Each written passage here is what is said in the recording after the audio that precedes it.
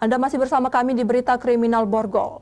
Pemirsa, tertipu arisan online sebesar 600 juta rupiah oleh pelaku yang diduga seorang selebgram di Palembang. Puluhan mama lapor polisi berharap pelaku segera ditangkap. Puluhan emak-emak korban arisan bodong yang diduga dikelola seorang selebgram berinisial NT di Kota Palembang ini mendatangi Polrestabes Palembang untuk melaporkan terduga pelaku.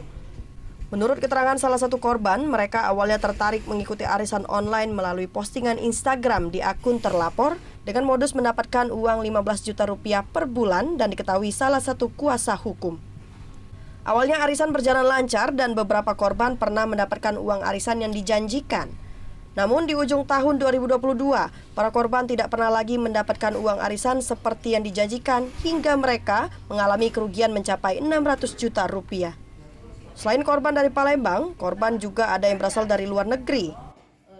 Dia nge-share di Instagram, di akun arisan Nita King, siapa yang mau ikut gitu. Siapa yang mau ikut arisan. Misalnya satu grup ini gapnya 15 juta gitu. Ada yang 20 juta. Terus ya kita tertarik lah untuk ikut gitu dalam arisan itu. Jadi pelaku nih sebenarnya adalah salah satu selebgram di Kota Palembang ini, berinisial E, yang mempunyai banyak follower. Jadi oleh karena banyak follower dan juga dipegang oleh salah satu kuasa hukum, jadi tertariklah klien kami ini. Pelaku diduga telah melarikan diri karena sulit dihubungi para korban. Korban berharap polisi segera menangkap pelaku. Dari Palembang, Muhammad David, iNews melaporkan.